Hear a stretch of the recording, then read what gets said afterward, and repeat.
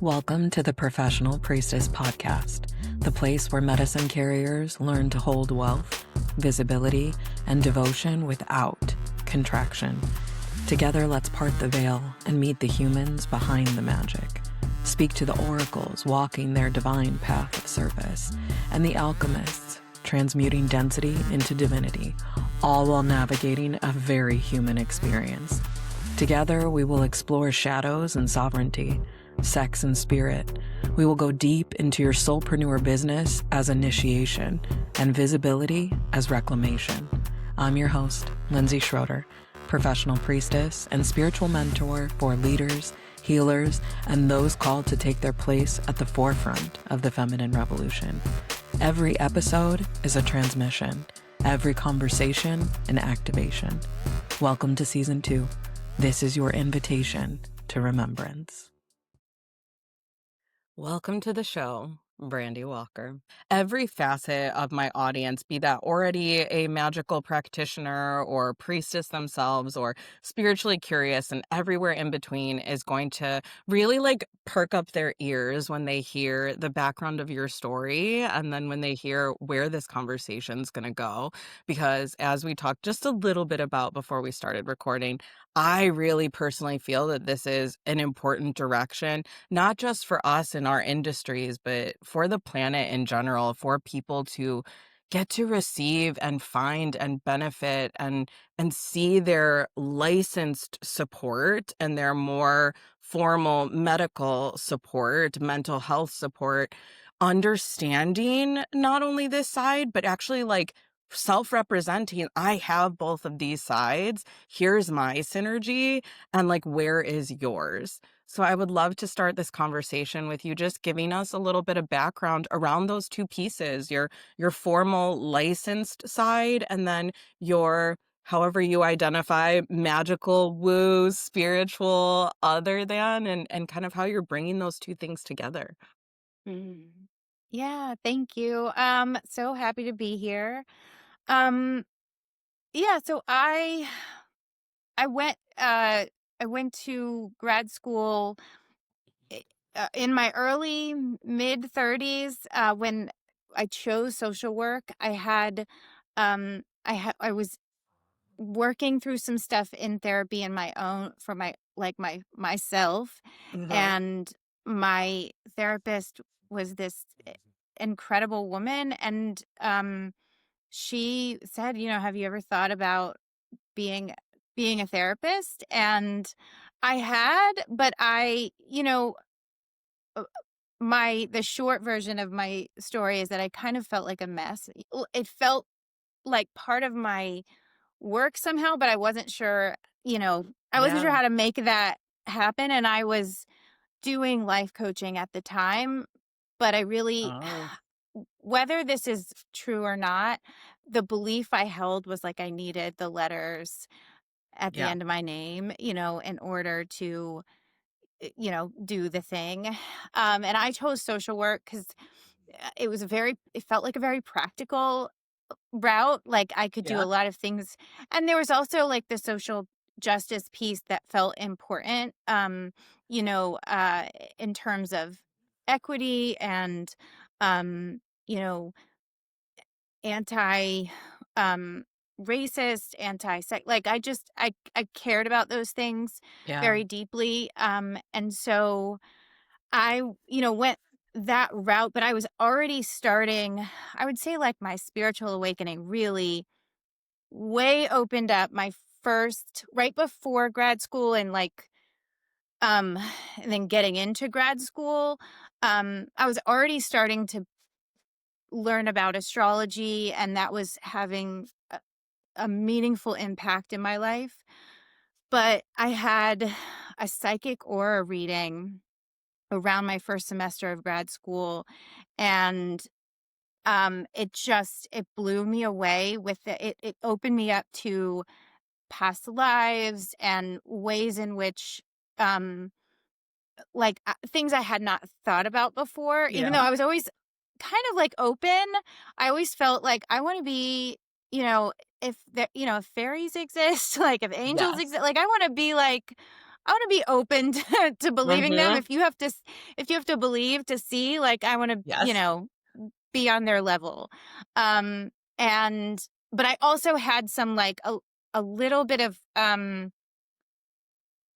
Christian as an adult indoctrination, Okay. and was trying to figure out, like, how that fit and if that made sense. And that was largely in part of in, in part because I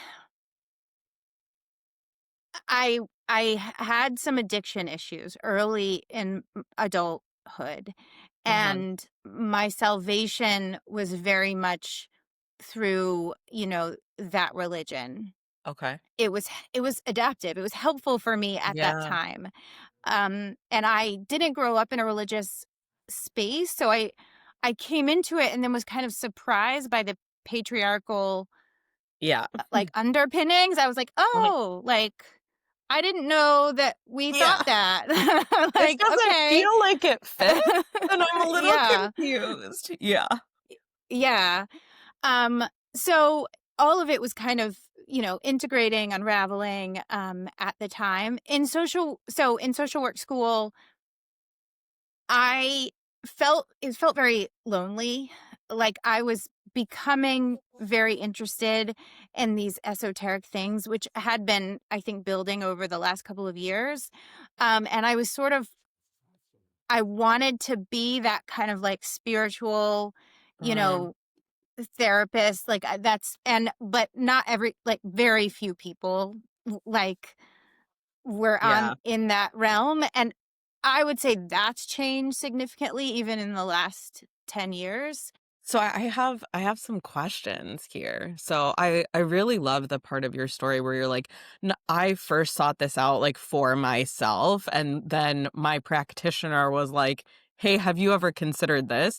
That is in twofold so much of the story that I experience. Like so many people come to me for this like intuitive work, or like they're saying things to me like, "Oh, I want to utilize your gifts," or "What do you see?" or "What are my guides saying?" And I'm always telling them, like, "You are also gifted in this way. Have you ever considered this?" And that, like, pipeline of, "Oh, this is really calling to me for me into practitioner," be that on the more formal end, and the intuitive end. I also work with a lot of therapists, counselors, social workers who like you're saying, they're like, I felt very confined. I felt very lonely in my more technical training, in my more technical background. And yet, the doors that it opened up, like you're specifically saying with social work, the equity involved, the fact that it was accessible to multiple persons and not just can you navigate this minefield of insurance at this level with mental health and these types of things.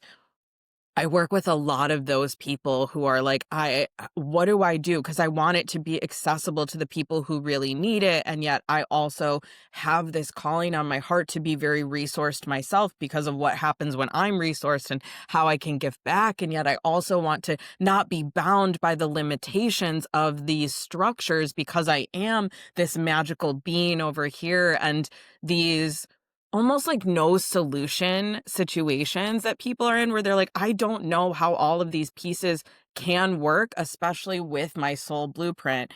And there's less of the awareness of that language where they don't understand, like, oh, I need all of these things to fit in the expression of my soul and my essence. I'm like, hi, you are my ideal client.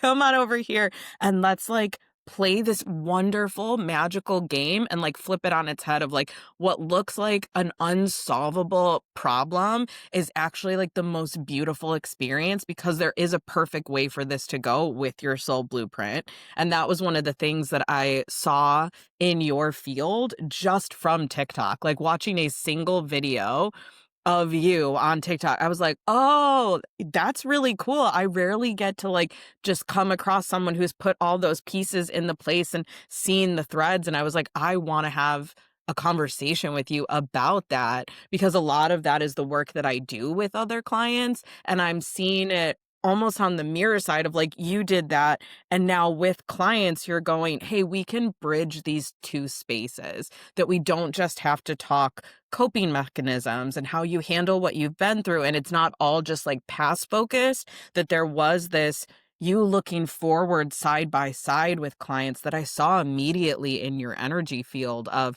okay, yes, we want to do the like what in the past and like move from the victim space to how do we use this and how do you benefit from this and how do you create a life of like desire and alignment and truth. And there were so many different pieces of not just esoteric, but now that I'm getting like the religious pieces of, so many of us are like, I deeply believe in connection with Jesus, with God, with, you know, any of those figureheads. And yet when we get into that structure, we're like, hang on, wait, all this misogynistic, patriarchal, shame based, all of these things, like that feels bad, wrong, and in direct opposition with like what those true teachings are. And to be able to navigate that is also another synergy point. So I'm, it's very cool to hear the details of all the things that I saw in your energy field just from one casual TikTok and be like, yes, these are the aligned conversations, and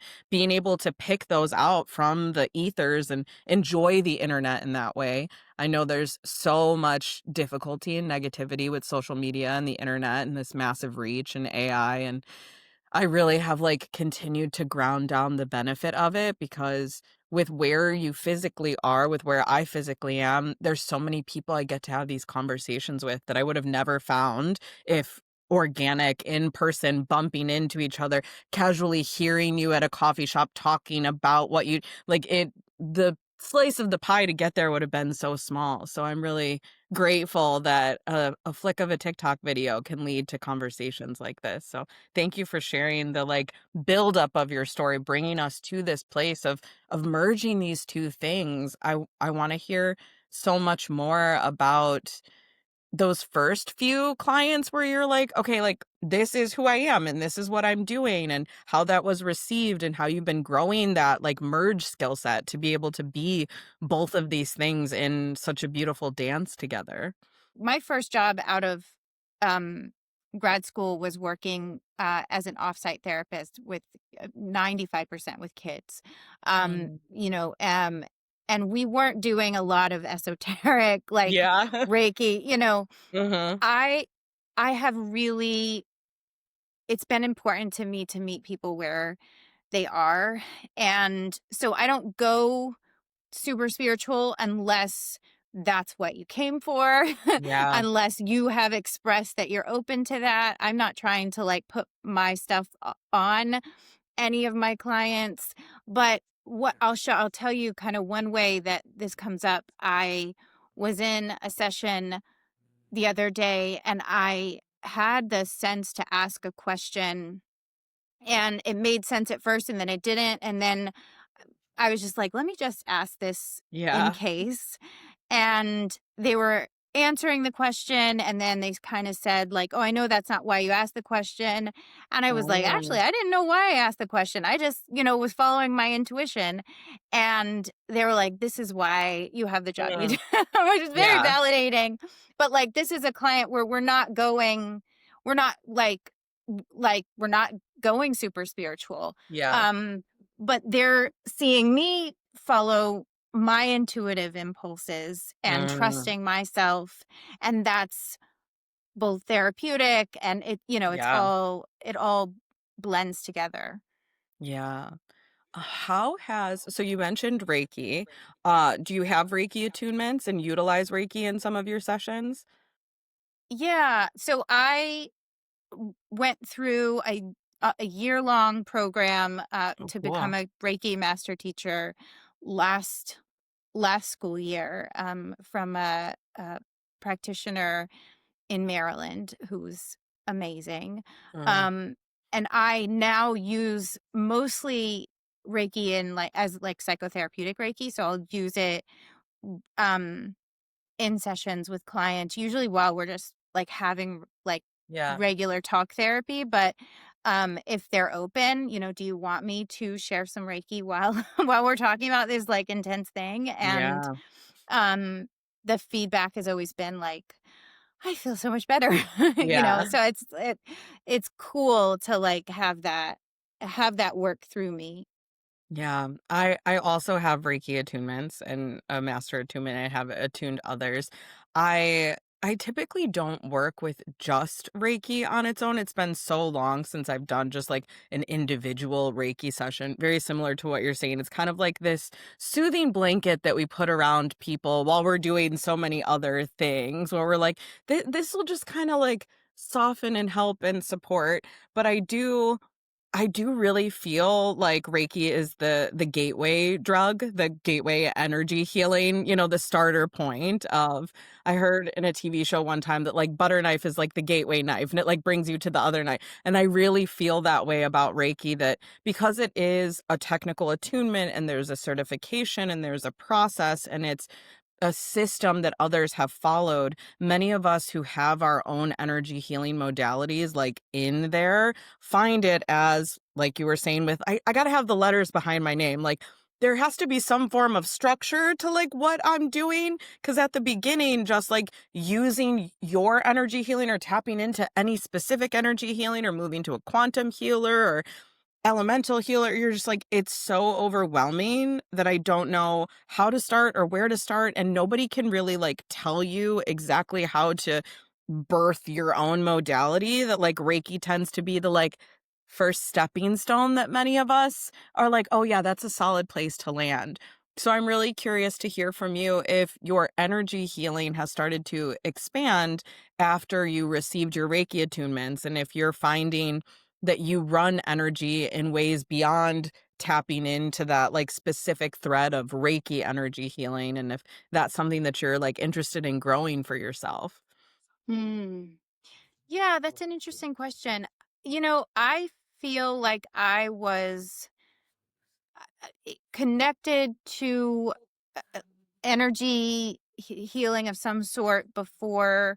Like the reason I went to do the Reiki program was because y- I felt like I like to share energy in that way, Yeah. and I I had I had not done it like for as like a service. Mhm. I I did it sort of, to people for I gave it to Mhm. people's pets and Yeah. children often.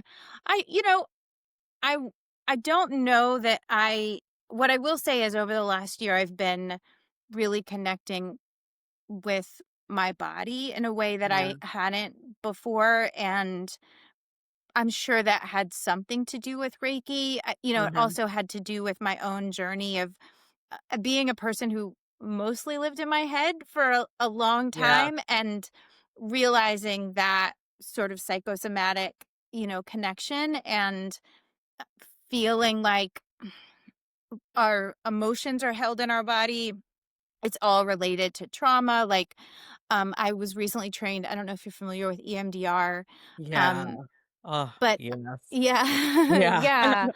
And it's weird because I'm naming all these like trainings but I really am most often the type of person who's just like, no, like it's an intuitive thing and we Yeah. need to trust ourselves. I think what often happens is that we feel that we do that. We know that we have something to offer, but we don't, as spiritual practitioners, have the confidence in the sales department or like how Yeah. to put ourselves out there. Yes. And you raise a question a little while ago about how do I, make it equitable? Like, how do I marry kind of like it being fair and like also like I need to like eat Yeah. and Yeah. um uh take care of myself, and I think that that's like a really important question that each each person has to like answer for themselves. And like I have a friend who's a massage therapist, and she found out that she can get signed up to do veteran, like take insurance and work Awesome. with veterans. And Yeah. so that's a way in which, she can offer her services and be more equitable. I take one Yeah. insurance, I do a couple of prorated sessions, um like a couple of prorated clients, and then I charge full fee for the rest of my clients. And so Yeah. it's it's like, but it's been a process of like, okay, but I need to like put myself out there, and I need to Yes. share this unapologetically, and that can feel, that's like the inner work.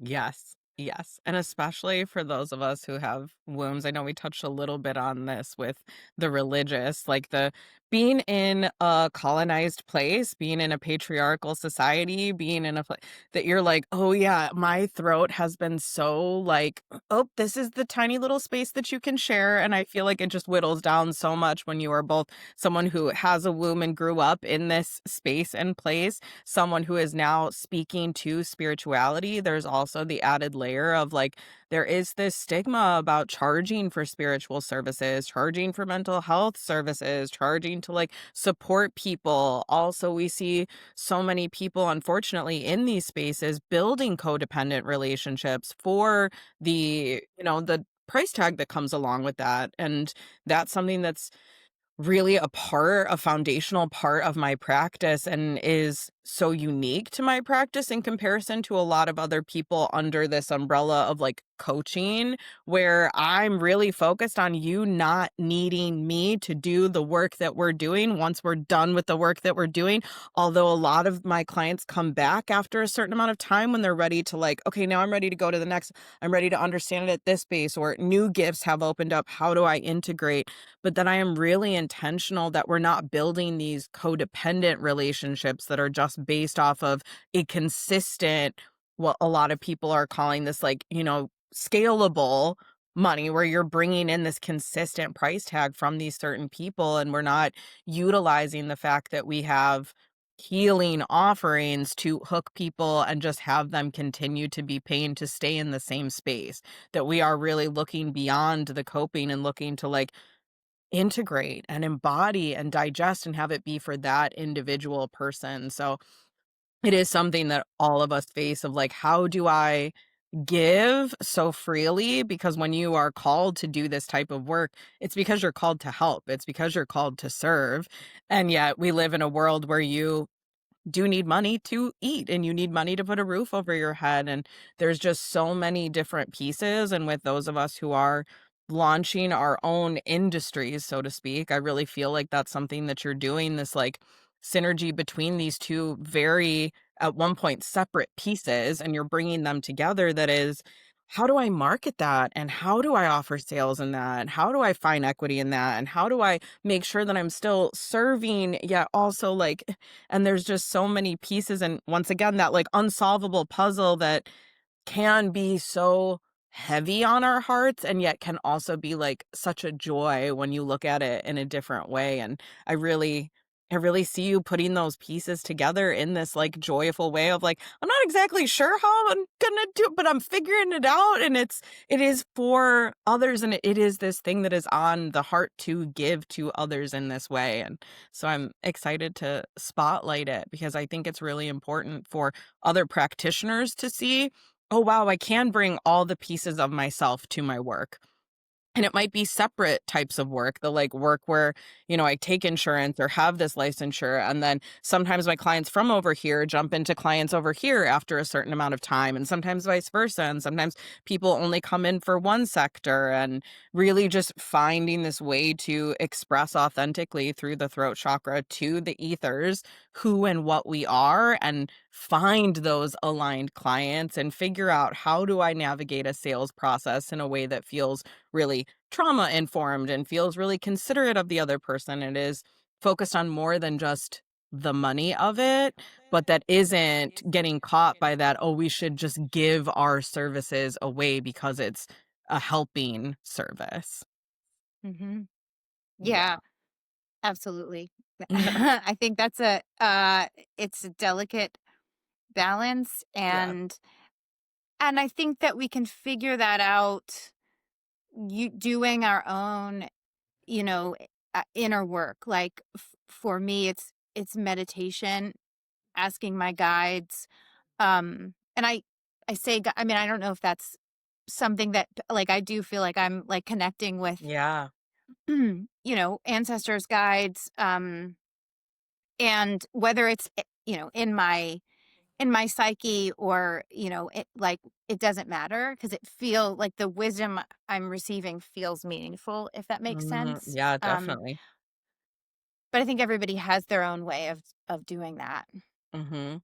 So let's talk a little bit about that. So I think most people kind of have a general understanding of the skill set that a social worker, a therapist, a counselor might reference. A lot of this based in the education and the hands-on training and the individual focus that each of y'all go into in that area. But talk to us a little bit about the specific skill sets that you're using that are on the other side. Like, are you talking to specific guides? Are there specific guides that are for you all the time? Do the guides for the client, patient, however you refer to them, come in as theirs? Are you tapping Mm. into certain universal things? Do you love to work with the ancestry or lineage or akasha of someone else? Like, I'm so curious of the technical back end process. Like, let's have Mm. practitioner shop talk.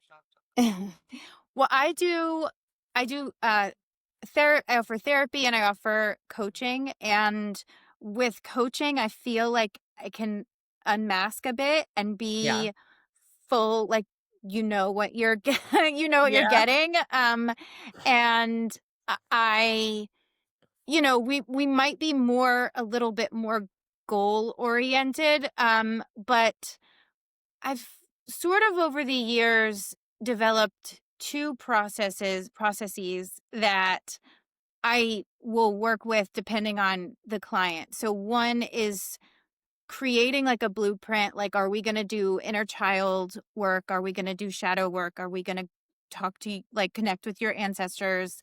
And often the way in which we do that is through like a meditative experience where I'm Yeah. guiding the client through that, and then they're having the experience. Maybe they're speaking it out, or not. um and then the second way is a little bit newer, but I have been tinkering with my own kind of manifestation process, where I have Mm. this theory that, and I don't think it's a new theory to me, but it felt like it became very real to me a couple of weeks ago. There's this, the theory is that, we manifest according to the predominant, like, heightened emotion. And Mm. what I Okay. realized is, like, all the major things in my life, my kids, my partner, my job, like, all the good things that I've manifested them through anxiety. Like, I've Yes. made it like, I've, like, willed, anxiously it into existence, and realizing that, I'm like, "Oh, like, maybe I don't wanna do it that way Yeah. anymore." Like, maybe there's a better way. And so the process, I'll give you, like, a shortened version so I don't drone on forever, but it's really like taking inventory, like, what have I manifested through this? It's a good thing Mm. to do, like, when you're Yeah. triggered, like, what have I manifested in this emotion? Um, and then really the process, there's a book called Existential Kink in which you I love that book. yeah, in which you really, get curious about what part of you likes this Yes. difficult emotion, and then you just allow it, like, let it exist, and then you can and love it, really, and then you're using bilateral stimulation to process through it and reframe it. I'm willing to see Mm. things differently, Yeah. so we can shift that, whatever the core belief is, um and really create something new. And then, I guess the rest of the process is using your intuition. Like, what is it I would like? Like, what would be, whether it's related to the manifestation or not, like, what would I really love? And then as you take that inspired action, you're doing it from the place of, Mm. like, it's already happened. Yeah. So it's like combining a lot of pieces that you may have already heard Yeah. in the manifestation kind of world, and I, yeah. putting in a them in a process cohesive that's, like, yeah. very you're like, "These are Yeah. the things," and almost the order too, the, like, specificity of, like, how you get started, and then once you're going, how do you continue forward, and how do you, like, utilize your natural momentum. I love that.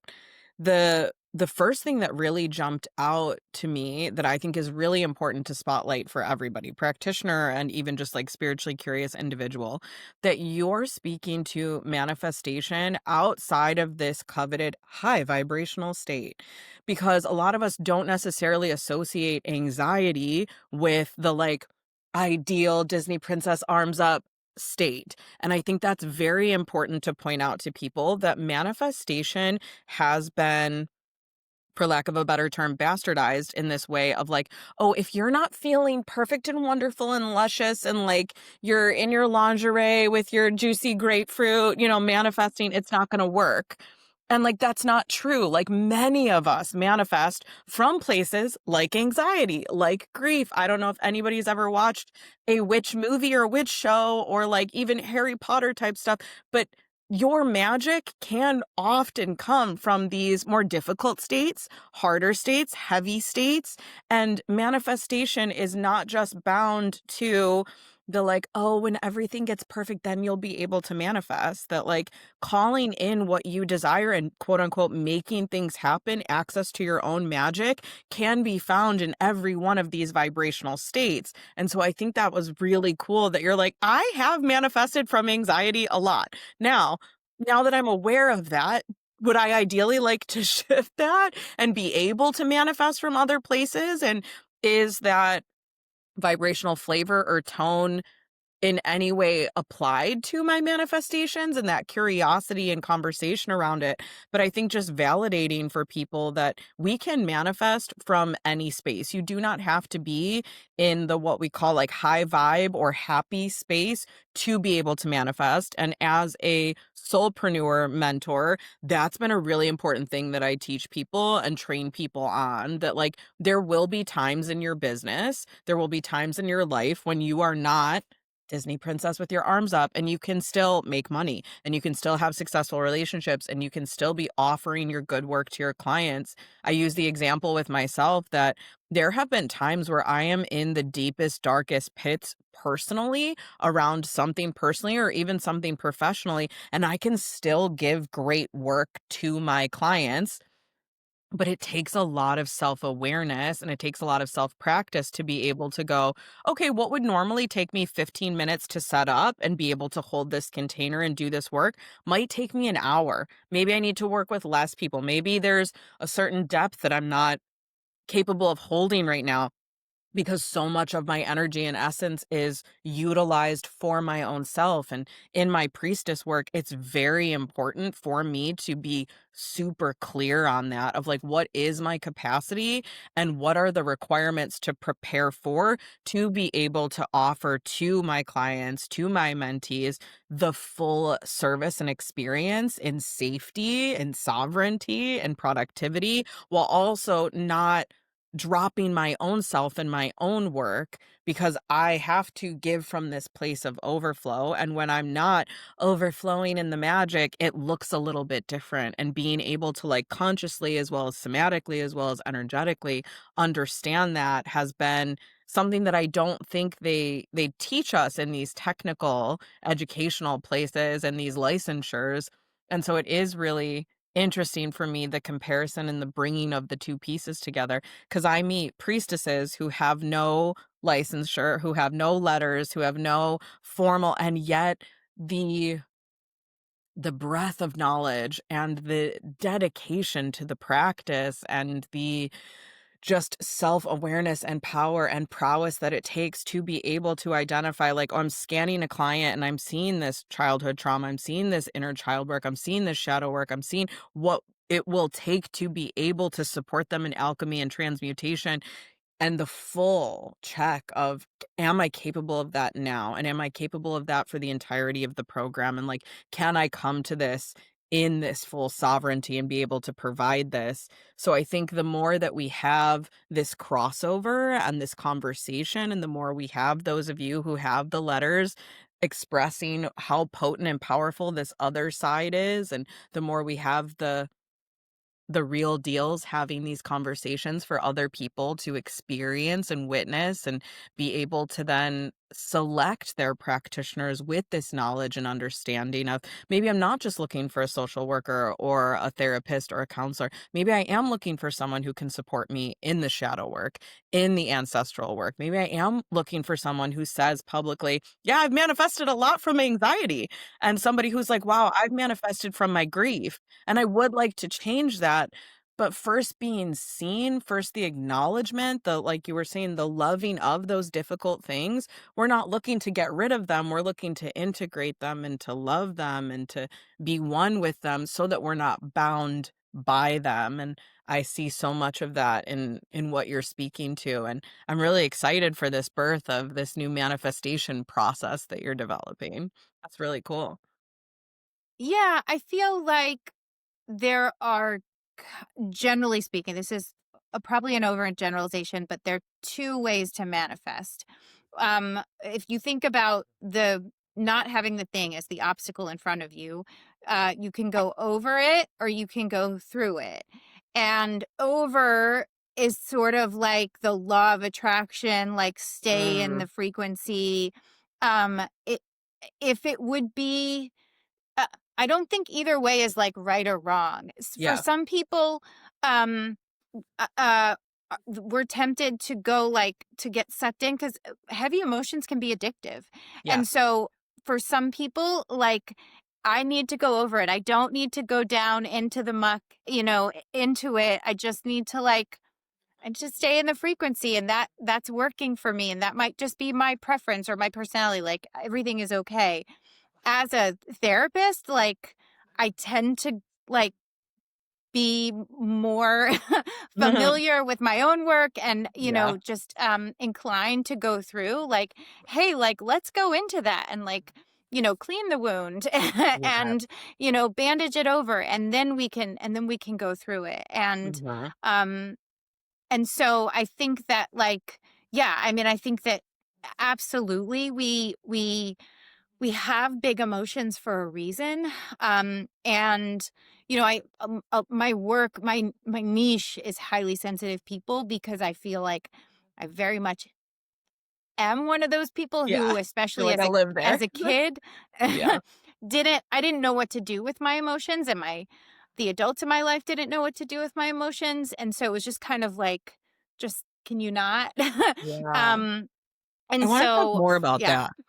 So I have a child, she's 6 years old, and she is a highly sensitive individual. She's an empath. She's also grown up, obviously, like, with me as a parent who, rather than shoving down her gifts, her abilities, her sensitivities, has supported it, fostered it, and what my co-parents would say is, like, kind of created it or fanned the flames of it, and that I am like, we have differing perspectives on her big feelings. So I would love to hear a little bit more, especially because you have such a background, the beginning of your practice was focused on children, and when we are working with highly sensitive adults, we understand that those were highly sensitive children. Whether you were highly sensitive and you shoved it down, whether you were highly sensitive and you built a strong fucking armor that then takes time to chisel away at, or whether you were just moving through life as that like live wire getting overstimulated the whole time and the highly sensitive kind of blowing you out the whole time. Like, I have not really seen a highly sensitive adult who wasn't born in childhood in some way, shape, or form, or created in childhood. So I would love to talk a little bit about some support pieces, some support perspective around when you have a highly sensitive child.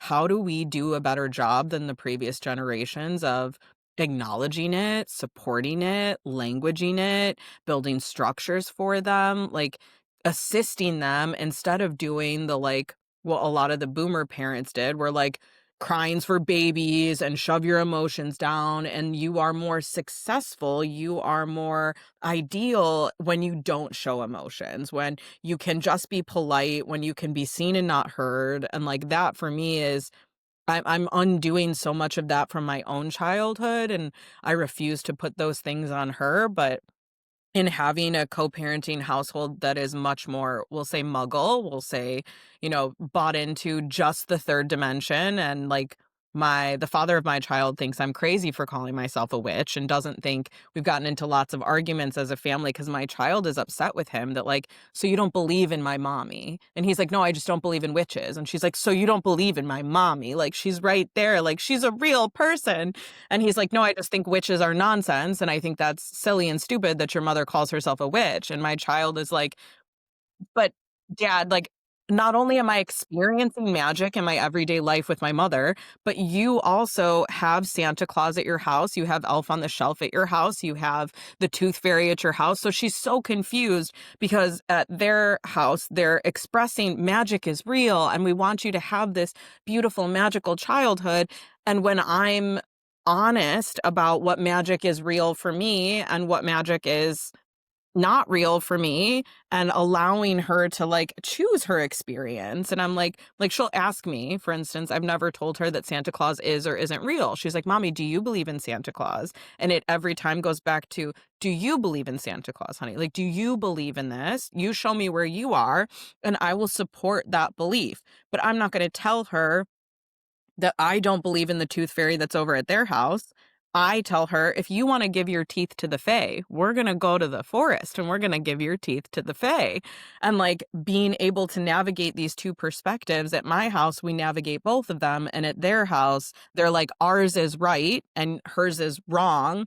And like, that's very difficult for my child because she's like, I see the magic at my mom's house. I participate in the magic at my mother's house. Like I am developing my own magic. And over here, Santa comes when I'm sleeping. And the elf on the shelf moves when I'm sleeping. And the tooth fairy takes my tooth when I'm sleeping. And like I'm not witnessing the magic, and yet you're telling me there's magic, but you're telling me my mom's not magic. And for that little mind, she's like, what's going on here? So I would love to hear your, both side perspective on how do we support children who are extremely sensitive, who are not bound by the third dimension, and how do we do both in the sense of like foster their abilities and their gifts and give them language and give them validation and allow them to be seen while also helping to raise children that will become successful adults who are navigating the third dimension. Because as someone who is very highly gifted, who has a lot of issues navigating the third dimension, I want to make sure that the way that I am supporting her isn't just skewed to supporting your magical gifts, but like I hope that buying the sticker for your car is a whole lot easier for you than it is for me. I hope that going to the grocery store is a whole lot easier for you than it was for me for a very extended period of time, because being magical and gifted in this type of society can be a burden if you don't know how to navigate it and if you don't know how to work with it. And I think you and I have both had quite a bit of experience even on ourselves being highly sensitive people and it being difficult, and then working with people where like if you don't know how to protect and ground and clear and navigate and bubble and support yourself, it can be very overwhelming to just be a person in the world and have these gifts. Yeah, Y- absolutely. Yeah. I um I mean, it sounds like your co-parents are steeped in scientific materialism, which I recently heard someone say like is essentially like the religion of the Western world, right? Like Yes. it is it's nonsensical, Yes. and they are because there's all this. I mean, I'm in a PhD program studying transpersonal psychology. We're studying like I'm Oh, so literally cool. in an class on near death experiences, and this week we're talking about fairies. Like Yeah. um and so there are not maybe for fairies, but like for um magical, mystical, unexplainable things, there is a growing body of, you know, e- evidence work, Yeah. like data that Proof, would some form of indicate proof. Yeah. that, yeah, that there's something there. Yeah. And I think that um being magical, being a witch is still highly stigmatized. Yes. Um, and so it I think that that's like that's hard, like, that's their work to do, and, I think that in supporting you like, your child, like, sounds like she has it, like, she understands it way better than they Right? do, um, and, um That's very validating, thank you. Yeah. um, and as you do your thing and not and not sort of in reaction to what they're saying, but Yes. just because you are a magical human being and you get to practice that, Mhm. um, that's gonna be meaningful to her. Yeah.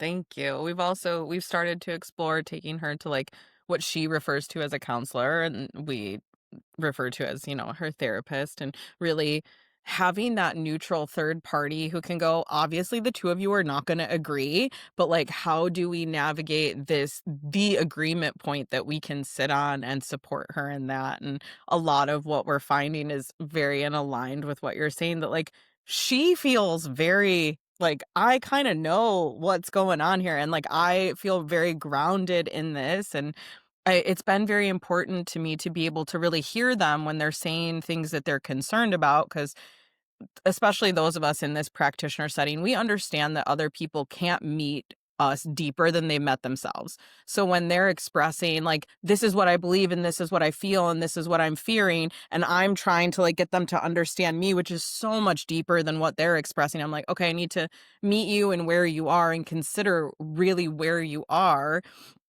And both of us didn't want to raise her in forceful religion, because I came from being raised in forceful Catholic. I was forced into Catholic school until 8th grade, and it was a horrible experience. And her father was like, I'm agnostic. I don't want to raise her in religion. And I think there's a fear that he experiences that's I'm raising her in the religion of the witch, that I am telling her that that's the truth, the one way, the like very similar to how organized religion pushes that as well, of like, this is the one true way and everyone else is wrong. And so it's been very important to me that like I don't make those same missteps that were misaligned for me as a child, of like, I was forced to go to church and I was forced to recite these things and I was forced to do these things. Whereas, like you're saying, me just naturally practicing, she's like, I want to do that. I want to be a part of that. I see that. I know what you're doing, or I want to do my own version of that. Like when she comes up with her own like spells or creations or invocations, or watching her learn how to manifest has been so cool. Like when you see her going into her own little bubble and like her auric field changes and then she comes out of it, and I'll ask him like, oh, what were you doing? And she's like, oh, I was experiencing having the labubu, and she like entered herself into like a raffle for a little labubu.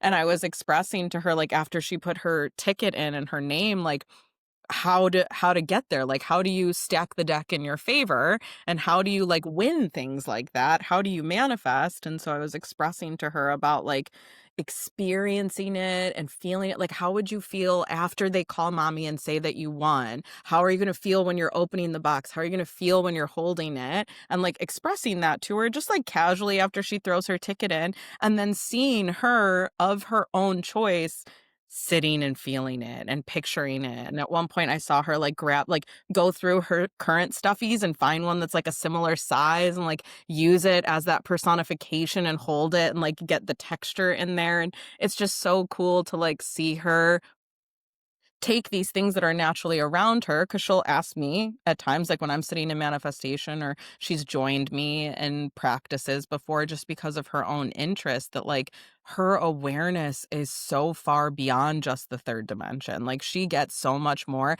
than just what I'm saying to her, and she's like engaging and interacting in that. But I also understand how kooky dukes that sounds to someone who doesn't believe in that and has not explored that for themselves and can't meet that even in like an objective, oh, let me consider, let me study, let me see if there's proof points here, that is like, no, you guys are not talking mind to mind. No, you're not getting any information from her auric field. Like, no, none of this is real. And it's been a very interesting back and forth. And I'm just supporting other parents with magical children is such an important piece to me, and a lot of a lot of it comes up with my own clients, and I always love to hear these other perspectives of how do we support those who feel more than what that average baseline in the third dimension is. So, what are some of the things that you have found in your practice, not just for kids, but for anyone who self identifies, or once you hear the title of highly sensitive person or empath, you're like, yep, that's me. How do we support ourselves while we're existing in this world? Mhm. Um, I think that emotional regulation has been really important for me, and I share this like I created a chart that sort of walks people through like if what it might look like to be in fight mode, what it might look like to be in Mm, flight mode, what it might look like to be in freeze and then fawn. And then because it's interesting, like fight is like when you're just kind of irritated. It's not like actual I yeah, mean, it could be, but yeah, often it's like that those minor irritations, like you're annoyed, passive aggressive, that kind of thing. People pleasing is a fawn response, yes. right? Not Hmm. feeling like you can set boundaries is a fawn response. Um, Feeling low, feeling like depressed is a freeze response. And so I feel like people don't realize like, oh, this like these obsessive thoughts, these ruminations, like that's I'm in flight mode. Like they Yes. just they're in it. And so if we Yeah. can identify like, oh, this is what's like these big emotions, they often we can sort of figure out where they're coming from and what the trigger was.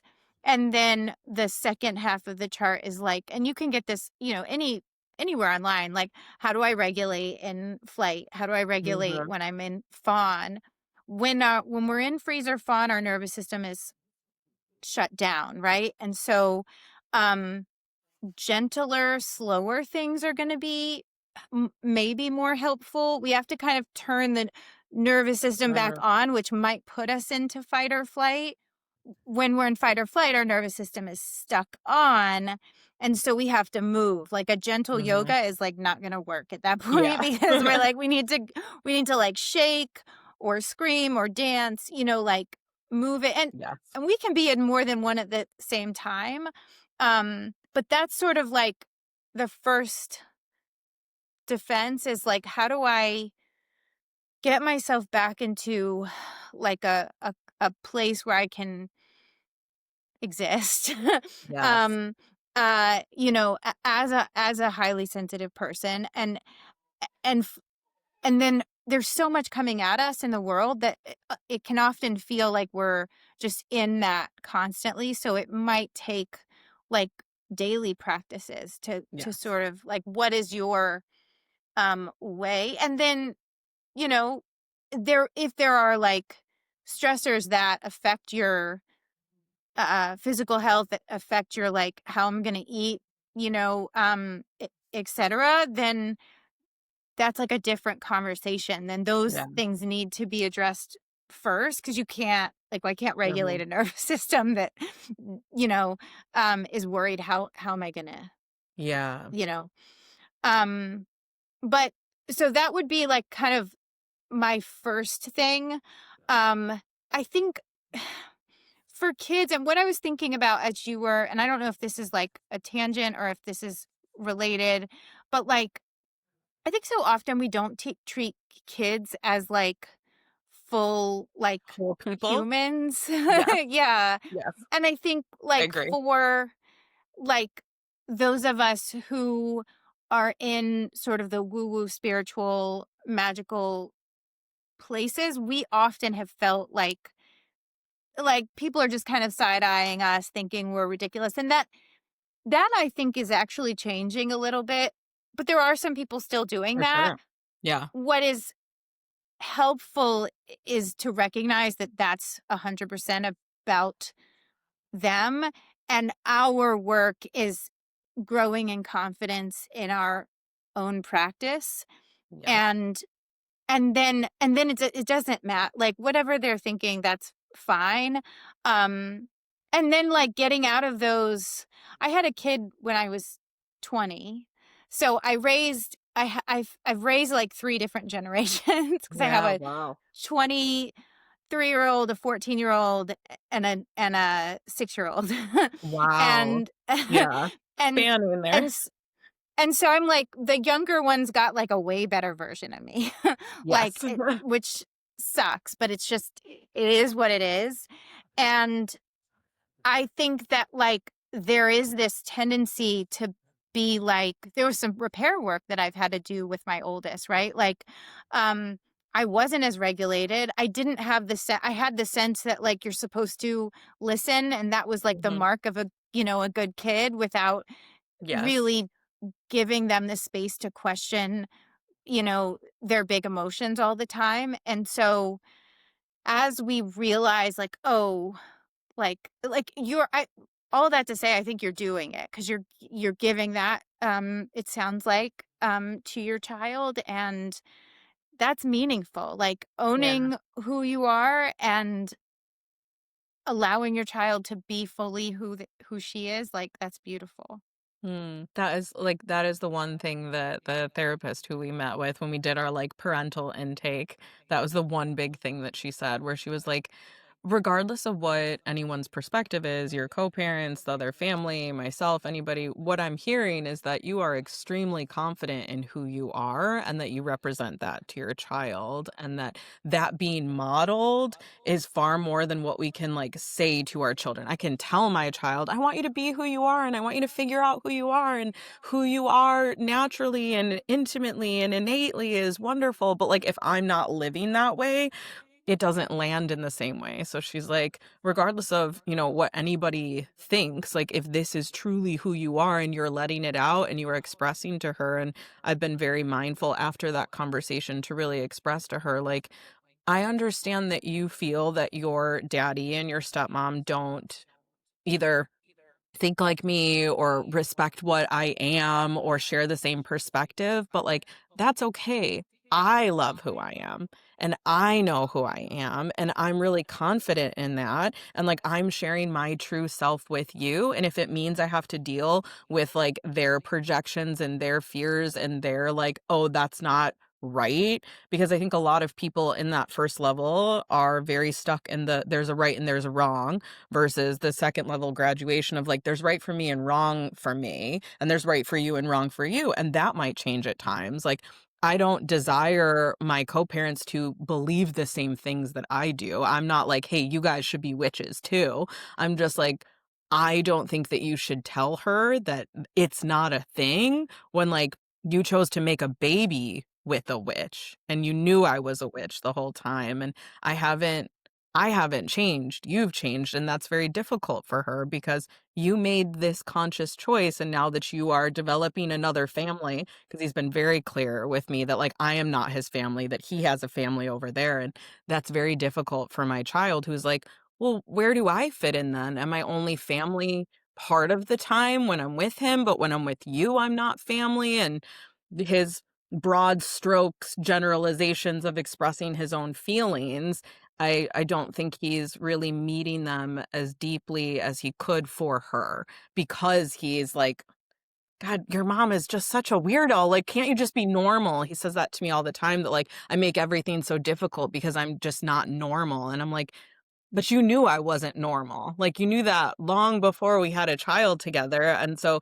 now it's trickling down to your child, to our child, how problematic you see me not being normal, and she's not gonna be normal, and so that's, like, it's held inside of her now that, like, "Oh, if I'm not normal, daddy's gonna feel the same way about me," and, like, I think that's really heavy and hard for her, and I'm supporting her through it as best I can, but, like, once again, if someone it will only meet themselves so deeply, he's like, "No, like, you are doing a disservice to our child." For instance, we argue about regulation, and I loved hearing about your little chart, because when she's dysregulated, she goes into flight, like, she wants to run and hide, and so when she from his perspective, does something wrong, I offer her regulation tools first. Do you want to jump on your mini trampoline? Do you want to throw these balls? Do you want to hit this pillow? Do you want to scream really loud? Do you want to stomp?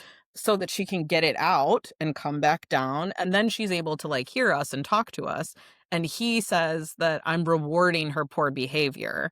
And like we have this disagreement of like how to support her through her big feelings. And it's very difficult to like, how do I get you to see when you're not willing to see? And so she has this extreme difference of experience in her 2 houses of like, okay, my big feelings are supported and I move through them and then we talk about it and then we get to this like closing of the cycle and I understand and I integrate. And over here we have a little bit more of that old school perspective of like, no, wiling out like that, behaving like that. Like you should be able to just listen to me and hear that you've done something wrong or not followed directions and you should just be able to fix it.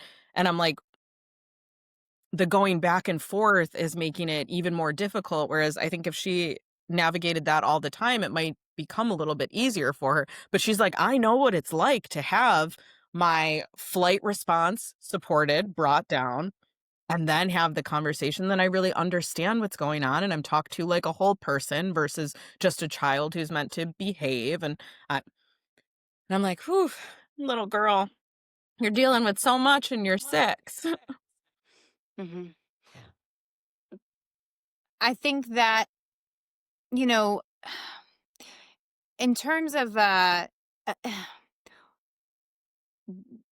I think there are a couple of things that you could think about that might be helpful. I think first of all, like that that part in which she's able to regulate and practice doing that will help her when she's in other spaces where that's not the norm. It's just gonna it's what she's learning, and it's Yeah. going to help, and it may even give her the confidence to say, I'm I'm scared, I'm stressed out, I'm, and be able to articulate that. I think that it may be helpful to think in terms of like how could I create the most peaceful, you know, co-parenting situation in this, current dynamic, and what would be really helpful.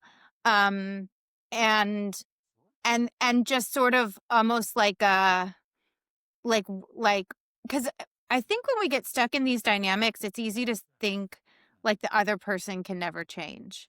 And Mhm. we're seeing that person as they were maybe a year ago, maybe more.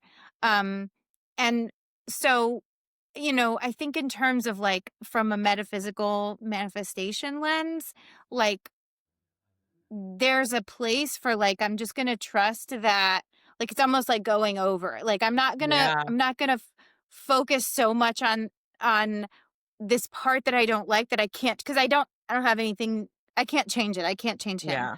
Um, and but I can kind of like, what could I imagine that might look different? I said Mhm. that poorly, but like, I Yeah, hope I'm that following you. makes sense. Yeah. Yeah. That, the focus on all that we can control is our own selves. And so anytime that we're focused on what's not working or like solidifying that, grounding that down by experiencing it in the visualization, allowing the thoughts to continue, engaging and interacting in that way, yeah, that is one of the, like, big pieces that I am finding, not just with my co-parents, but also, like, with my partner and in general, when you start to get this, like, very expanded level of consciousness of, like and as a projector, my gift is to be able to see, and a lot of times, like, see a whole lot more beyond what other people see, and it can be very confining that, like, I can see it all, and yet without an invitation to, like from somebody to be like, "I wanna hear that perspective," it doesn't land. And so you're like seeing all of this, and yet anytime I'm like force feeding it to someone, it doesn't work. And so, like, what are the ways in which I can change and I can maneuver? And a lot of times when we ourselves change, it changes the things around us, not by controlling them, but by creating in self. And that has been a pillar that has come up not just in my own sessions, but in the sessions I've been offering recently, this difference between control and creation, that it's not control or lack of control. The two sides of the coin are control and creation. And when we're stuck in this, like, oh, Mm. I just want to control it, just like from my ego, I want to like fix or shake or share or move or whatever this, that I go into intentionally creation mode. And all I can create is like from inside me, which then changes outside of me. So I Mhm. I appreciate that so much because it's Yeah. validating where I've gotten to, and yet you still have those very human egoic moments of like, "Well, I wish I could just change." Okay, but what can I consciously create here? And I think that that peaceful support of in what way can I avoid these things that I know will trigger them, get under their skin, cause problems for them, force them to face something that they're not willing or interested in facing, and just create a little bit more peace, even though I would like things to change, but the creation of peace will eventually like support both the child and that home, which is the ultimate goal of my daughter having a more peaceful experience as she transitions between these two very different spaces. Yeah. And I have found in my own life that as I because I don't ever want to put any of my beliefs on anyone. It's just kind of not my I'm not an evangelist by nature. Like Yeah. it's not the way that I operate. I have been shocked by like my husband when we got married, we were both Christians. We were Okay. becoming more progressive Christians. But as I have evolved, and landed in a super like spiritual, esoteric space, I never thought I never thought he would follow me there, and Yeah. he had his own mystical and existential experiences that led him to go like full on law of attraction. Wow. And he would come and say these things to me like cuz he was on his own journey and I was just like I've been telling you that for a year. Right. In a Like different language, like one word difference, and now you're yes, yes. And I then love that. my best friend, we've known each other since we were 13, and she we both had kids really young. She ended up going down a very like conservative Christian, like, you know, but we remain friends. Like, Yeah. it was just like we g- we got each other on a different level. Mhm. I would have never expected that she would now in the last couple of years have become like a bisexual witch. I Like love it. that was Yeah. not on my Yeah. radar. Like Yeah. super yeah, super like, into I think, I don't know that she would call herself progressive, but that's like totally what Yeah. that's her wheelhouse. And it's just like, really? Like, Yeah. Love to I be think I tapped. manifested this. Yeah. Yeah. You're Yeah. like, "I feel like I might have contributed to this in some way, shape, or form." I love that. Yeah. Yeah. Mm. Thank you so much for sharing so much of your perspective on both the technical end and the esoteric end and the blending of things. I would love to give you some space to share your services, share how people can reach out to you, how, like, what is available to who, and whether they're living in a certain area for the more like therapy end of things, and if they're interested in pursuing coaching, and just kind of that overall perspective and painting that picture of what it is that you offer so that this lighthouse moment of beaming out into the ethers of if people are looking for this and deeply resonate with this and have been maybe even without the language seeking this, that they know what the next step is to find more of you and work with you. Yeah. Well, I think you can find me Brandy Glows on Instagram and TikTok. I am taking a pause right now as I'm revamping a lot of my content and like really focusing on becoming a better content creator. Mm. So it's like I still have stuff up there, but I'm not actively posting right at this moment, but I will be, and like cool stuff is coming. I'm very excited. Oh, how If cool. you want to work with me, I'm licensed in DC, Maryland, and Virginia. And I see clients virtually. And I have an office in Alexandria, Virginia. Oh, And my website is Lucca, counseling.com. And coaching, is all over definitely the US. I probably I haven't worked outside of the US, but I think that's a possibility. Um, and all of that is on Luca Counseling. All of that information is how to schedule like a free consult call, etc. Awesome. And I will put everything in the show notes. Thank you so much for being here. This conversation was phenomenal. And I really appreciate even the specificity to my current situation, being able to get that more technical perspective, because a lot of the people in my world are on my end. So being able to hear it through the more like social worker, therapist, counselor perspective to be able to give my child the best experience possible. I'm really grateful, and I'm hopeful that some of your people have found you through this and will continue to find you through this. Yeah, thank you so much for having me. It was so lovely to talk to you and get to know you.